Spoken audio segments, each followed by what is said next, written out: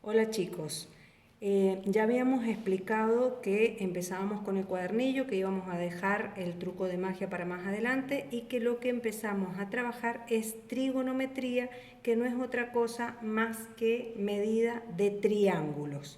Entonces vamos a trabajar mucho tiempo con triángulos ahora. Recuerdan que ya habíamos trabajado con el teorema de Pitágoras, ven, ahí tienen escrito el teorema de Pitágoras, que lo llevamos en una maquetita, ya lo entendimos y resolvimos problemas utilizando el teorema de Pitágoras. Habíamos visto que en los ejemplos el primer problema sí se puede resolver con Pitágoras porque conozco dos lados del triángulo rectángulo y tengo que averiguar el tercero, pero en el otro problemita no nos es suficiente el teorema de Pitágoras porque no tenemos los datos que necesitamos. Conocemos un solo lado y conocemos la medida de los ángulos. Entonces ya nos resulta poco el teorema de Pitágoras para resolver estas situaciones problema. Entonces ya surge la necesidad de aprender algo nuevo y eso son las razones trigonométricas. Así se llaman. Razones son fracciones, son divisiones. Entonces, las razones trigonométricas que son estas tres, que el seno de un ángulo es cateto opuesto sobre hipotenusa, el coseno de un ángulo es cateto adyacente sobre hipotenusa y la tangente de un ángulo es cateto opuesto sobre cateto adyacente. Hasta ahí habíamos explicado y habíamos quedado que ustedes tenían que estudiar esas tres formulitas. Por otro lado, también habíamos dicho que el cateto opuesto y el cateto adyacente no son siempre el mismo, no es siempre el mismo. Si yo me paro en el ángulo alfa, acuérdense que siempre me voy a parar en los dos angulitos, en alguno de los dos ángulos agudos, nunca me voy a parar en el recto. Entonces, para alfa, su cateto opuesto es A y su cateto adyacente es B.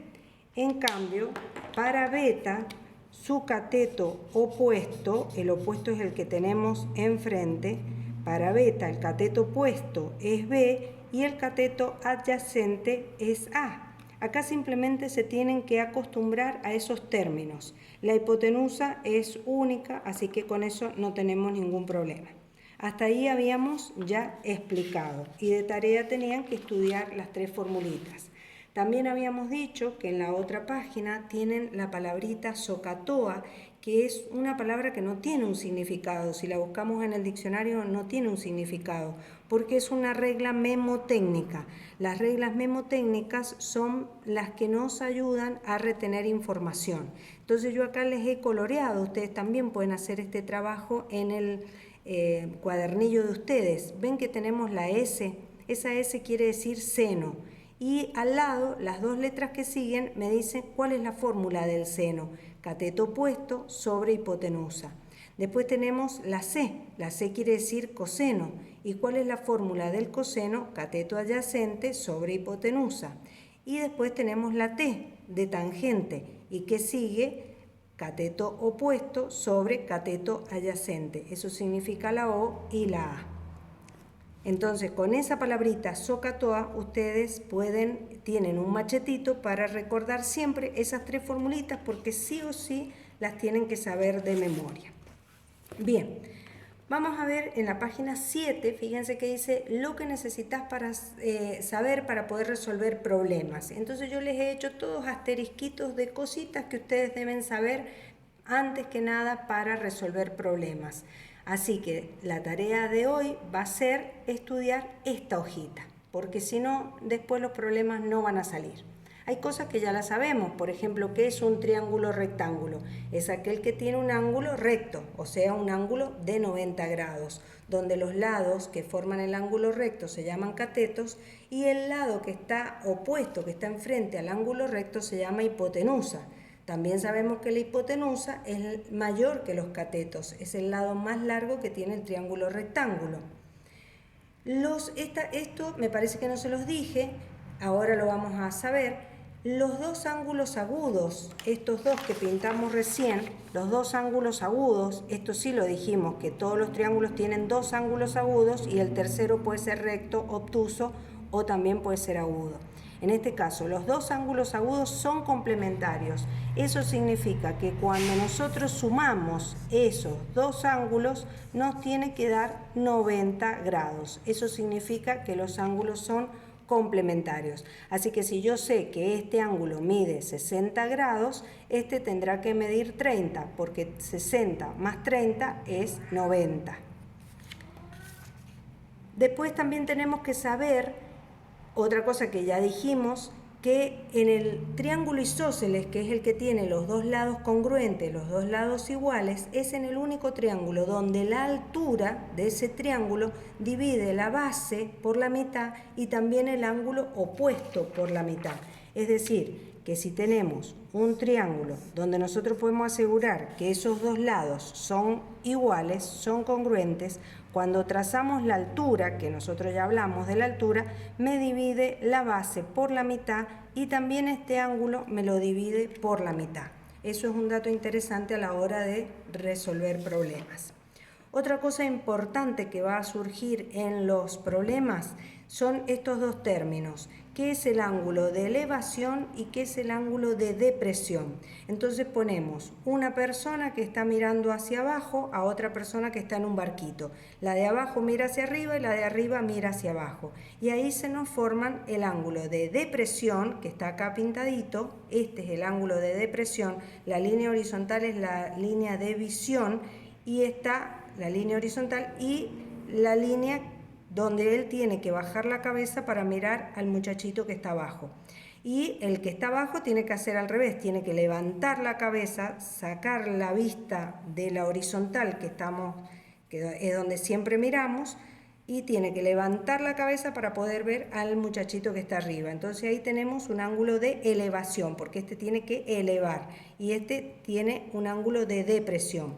El ángulo de elevación y depresión miden lo mismo, siempre. Eso es lo que dice acá, el ángulo de depresión y de elevación siempre son iguales. Bien, ¿qué otra cosa tienen que saber y tener claro? Que de acuerdo a los datos y a la incógnita que tengamos en un problema, es la razón trigonométrica que vamos a utilizar. Y si tengo varios datos, no todo el mundo tiene que pensar la solución del problema por el mismo camino. Uno puede usar el seno, el otro puede usar la tangente, sin embargo, todos vamos a llegar al mismo resultado. Por distintos caminos se puede llegar al mismo resultado. Así que ahí va a tener que cada uno decidir qué camino quiere elegir. Y por último, cuando nosotros sacamos el seno, el coseno, la tangente, nunca pongamos un numerito con unidades de medida, porque las unidades de medida, fíjense, si yo digo cateto opuesto sobre cateto adyacente, el cateto opuesto tiene una medida, por ejemplo 5 metros, y el cateto adyacente tiene otra medida, por ejemplo 3 metros. Entonces metro con metro se cancelan y me queda simplemente el numerito, el 5 y el 3. Cuando hago esa división me dará 1, y algo, 0, y algo, y va a ser un numerito peladito, sin unidades de medida. Por último, necesito que vayan practicando cómo se usa la calculadora. Entonces, tenemos la calculadora científica, la encendemos. Lo primero que tenemos que ver es que ahí, en ese cuadrito, haya una D. No tiene que haber otra letra más que una D. Y para eso, fíjense que el último pasito, el penúltimo pasito, es el que les dice qué tienen que hacer para que la calculadora siempre esté ahí, en D. Fíjense, esa es la tecla Shift, entonces hacemos Shift, Mode, 2, y apretamos el igual, y otra vez el igual, y ahí estamos seguros de que se resetea la calculadora y siempre se pone en donde nosotros la necesitamos para empezar a trabajar. Porque si la tenemos en otro modo, nos va a hacer los cálculos de otra manera y los resultados van a estar mal. ¿Sí? Bien, esto es muy sencillo.